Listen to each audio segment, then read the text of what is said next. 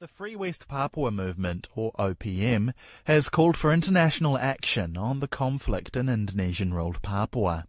At a rare press conference in neighbouring Papua New Guinea, OPM representatives were joined by PNG civil society groups and two high-profile MPs pushing for a change in the PNG government's policy on West Papua. Johnny Blades reports. The press conference was a chance for the OPM and its armed wing, the West Papua Liberation Army, to give an update about the army's conflict with Indonesian security forces in Papua's Central Highlands. OPM spokesman JEFRY BOMANAK announced the movement's official support for the Liberation Army's declaration of war against the Indonesian state.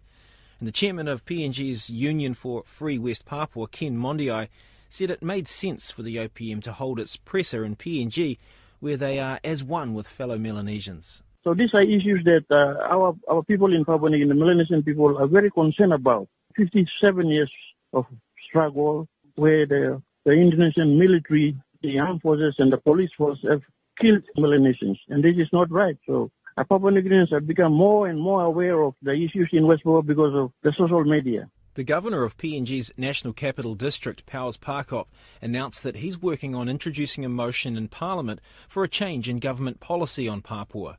The Oro governor, Gary Juffa, says the decades-old treaty with Indonesia, which commits PNG to not interfere in domestic matters of its neighbour, is outdated and must be changed.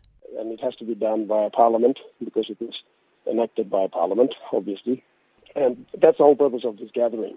But it is also their statement that no matter what, there is no going back for them. The only statement to the Indonesian government is that we are willing to negotiate for freedom, nothing less. They are very determined. As Melanesians, as a Pacific nation, we have to rise up and stand up for our fellow Pacific Islanders.